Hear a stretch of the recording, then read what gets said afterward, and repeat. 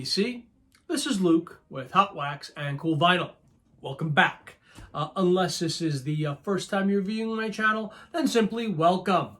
Okay, the 19th of December, Sunday, 19th of December, 2021. Wishing everyone a very Merry Christmas. I will not be doing another video prior to the Christmas holidays, so therefore allow me to take a quick moment and wish you all a very Merry Christmas. As I mentioned last week's video, I was scheduled to pick up and did pick up some jazz and blues. It was supposed to be 300 albums, but as my buddy is always is a little short there. So it was turned out to be 240 albums. But we always wind up catching up to each other and squaring up later on. So I am going to show a small stack of what I picked up well, not today. I actually picked them up Friday evening. Friday evening, I went to his storage facility and picked up all the albums. I kind of started sorting through them. I have probably 125 of the, very, very, very common stuff that I've already put away. And I think I threw out some of the real, garbage stuff like, Pete Fountain and a few of the other odds and ends. But I still have a good 2.5 cases of records to go through. We are listening to Johnny Griffin's Orchestra. What is the title of this one? This is the Big Soul Band album. 1962, I believe, if I'm not mistaken. I probably am, because I've been looking up so many different records and I have all these numbers dancing through my head. Nonetheless, great little album. Just kind of really smooth jazz sound. Now, as I said, this was a jazz and blues buy, but there was a couple of oddballs thrown in, and I love oddballs. And this particular one has actually been on my want list for a long, long time, and I really have not been able to find it in decent condition. And so lo and behold, I go to Freddie's house to pick up these albums, the jazz and the blues stuff, and amongst all of that stuff, there's an obscure Joe Jackson album, and which I'm not going to show, and Dick Dale and the Deltones, King of Surf Guitar. Guys, I love this record. It's been on my want list for a long time, and occasionally I'll see it, but usually it's like stratospherically priced, $35, $40, $45, and it's just a little bit more than I want to pay. But so amongst all this jazz stuff, here's this really nice copy of Dick Dale and the Deltones, King of Surf Guitar. It's on Capitol Records, and obviously I played it like right away. It just sounds great, and it's in really, really nice condition. Those are the Christmas lights that you see in the reflection. Sorry about that, but it is the holiday season, and we are decorating in the Shomery household. Okay, so that was the one I had to show. It has nothing to do with jazz and blues. Surf guitar is like the furthest from jazz and blues besides heavy metal, but it's just so damn cool I had to show it. So that was one of them. The next one up is Bottoms Up by the Three Sounds. This is Gene Harris, Andrew Simpkins, and Bill Dowdy. This is a Blue Note, original Blue Note. The cover is kind of banged up.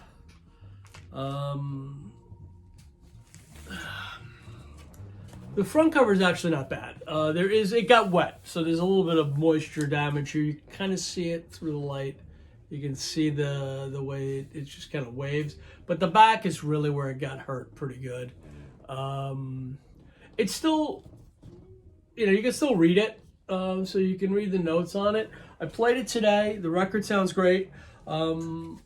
I was expecting more noise on the record than there was, just from the scuffing along the record line. But honestly, it played substantially better than I was expected. I guess if you had to grade it, I would say it played in the VG plus, in and around that area. So that was really a pleasant surprise. And so this was part of that purchase.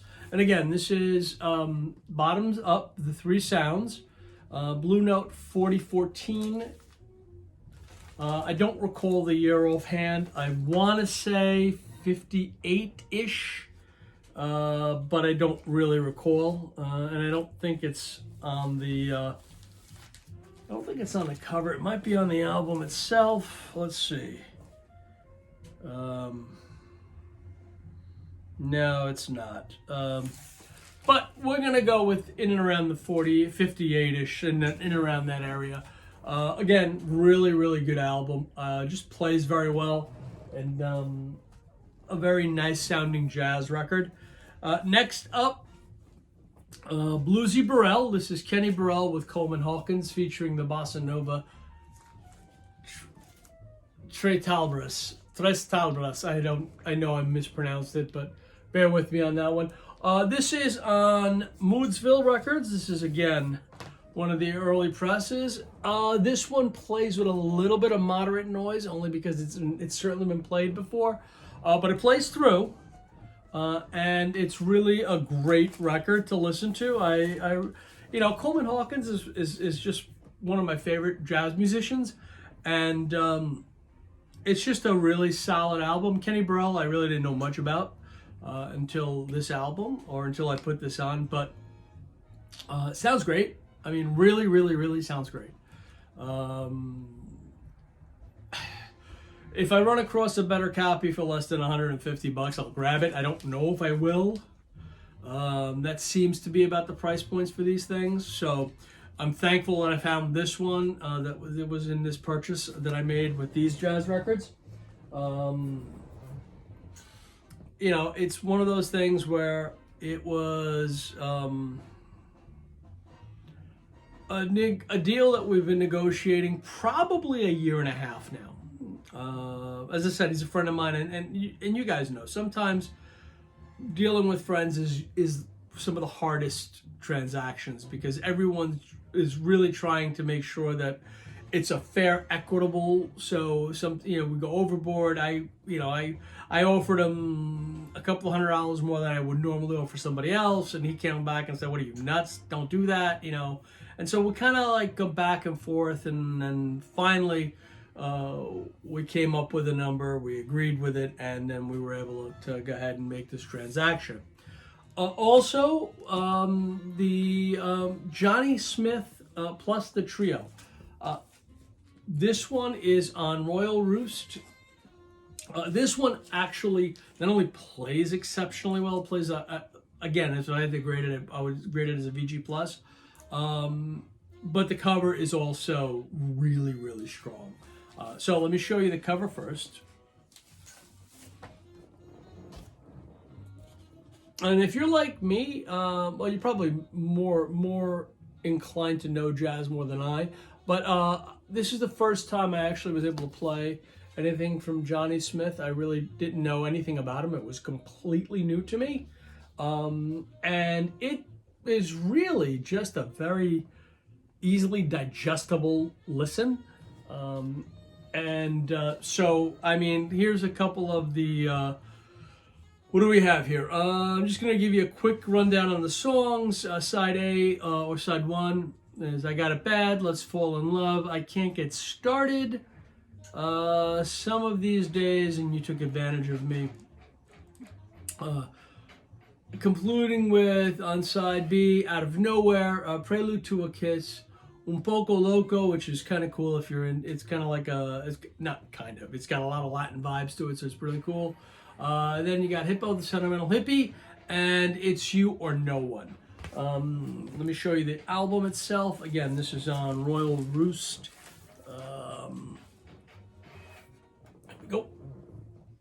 The album in keeping with some of the other ones. Again, they almost all had some superficial scuffing, but honestly, they were played. It wasn't, these were not a collection that was stuff and of new stuff that was never played.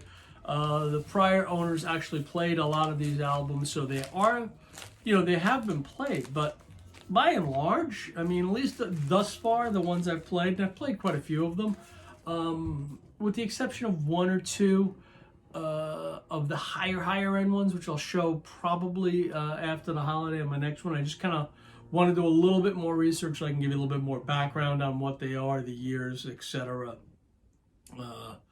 Spoiler alert, it's a Thelonious Monk and a couple of Miles albums, and a Chet Baker and Art Pepper album as well that I kind of haven't had a chance to listen to all of them. I only listened to Thelonious, which is Thelonious himself, Monk stuff on his piano. Very, very, very good listen, a very good album. Of course, I don't have to mention what kind of a genius Thelonious Monk is, but I want to do a little bit more research on the pressing, etc. I'm not quite sure. I know it's an early pressing, but I don't know if it's a first press or not. So I'll show that next time around. I'm going to show two more. This is a really nice Jazzland Wynton Kelly. It's Whisper Not, and this one is a promo. And really, again, cover, I'll show you both cover and album, but the cover is very, very, very strong.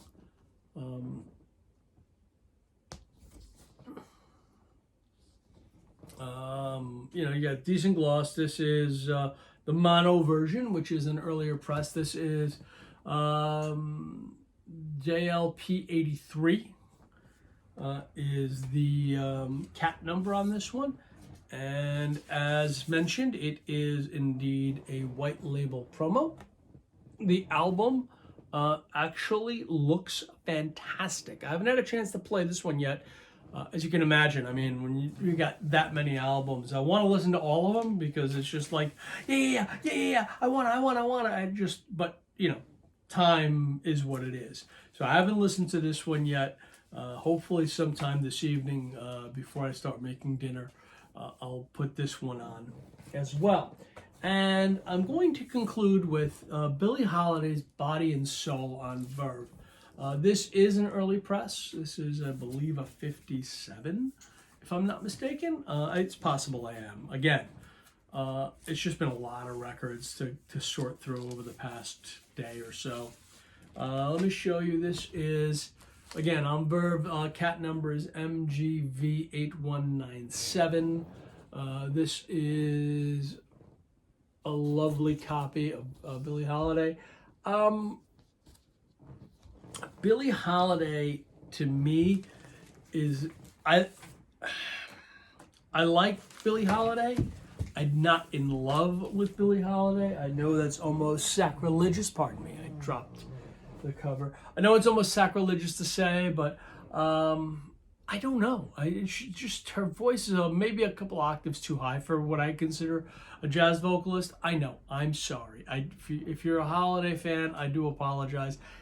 Just not for me as far as my top level jazz vocalist, female vocalist. I think there's a couple of more that I would prefer over her. But here is this Verve. This is the Clef series. It does have some superficial scuffing and some scratches. Nothing deep enough where you can actually feel it, and nothing that really adversely affects play. Obviously, there's some pops and some moderate noise on the album. Again, it's been played. But that said, it plays through too. I mean, it plays where you're not gonna. It plays to the where it's easily listenable. It's not unlistenable, unless you're an absolute audiophile who can't have any noise in any of their albums, in which case, there's very few records of that stature available, at least in the affordability range. So anyway, that's it for this first portion of the records that I bought for Christmas as a Christmas present to myself. I, again, wish everyone a Merry Christmas. Pardon me, I lost my train of thought for a moment, which is something I do. It's easily for me to lose my train of thought. So I do apologize. Once again, I wish everyone a very Merry Christmas. Have a wonderful time with family and friends. Please stay safe. Enjoy yourselves. Have a great super week. Have a fantastic holiday. I will see you soon. Cheers.